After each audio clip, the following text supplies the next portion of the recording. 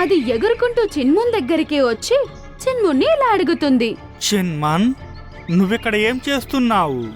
నువ్వు నీ పిల్లల దగ్గరికి వెళ్ళలేదా? నాకు నిజం చెప్పు, అసలు నువ్విక్కడ ఏం చేస్తున్నావో? అప్పుడు గద్దదాదాకి చిన్మున్ అన్నీ చెప్తుంది.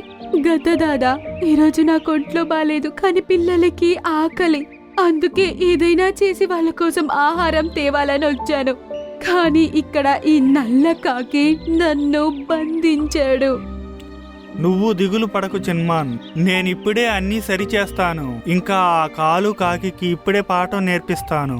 గద్దదాదా కోపంగా కాకి దగ్గరికి వెళ్ళి, ఓ కాలు కాకి, విను. నువ్వు నీ ధాన్యానికి బదులు నా ధాన్యాన్ని తీసుకో. ఆ చిన్మన్ పక్షిని వదిలేయి. దానికి చిన్న చిన్న పిల్లలున్నారు. నేను వదిలిపెట్టను. ఇంకా నువ్వు సంబంధం లేకుండా నా దారి కిందకు అడ్డం వస్తున్నావు. వెళ్ళి పని చూసుకో.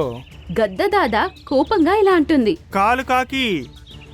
కాలు కాకి నా మాట దయచేసి విను, లేకపోతే నువ్వు దీనికి ప్రతిఫలం అనుభవిస్తావు. నా మాట విని చిన్మన్ని వదిలిపెట్టు. హే, నువ్వేం చేస్తావో చేసుకో, నేను వదిలిపెట్టను. కాలు కాకి, నేను నా ఇల్లు ఇస్తాను, నువ్వు చిన్మన్ని వదిలేయి. లేదు, నేను వదిలిపెట్టను. ఒకసారి చెబితే నీకు అర్థం కాదా? వెళ్ళిపో ఇక్కడి నుండి.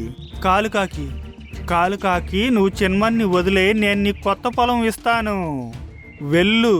నాకు దేనిపై ఆశ లేదు. నేను దాన్ని ఎప్పటికీ వదిలిపెట్టను.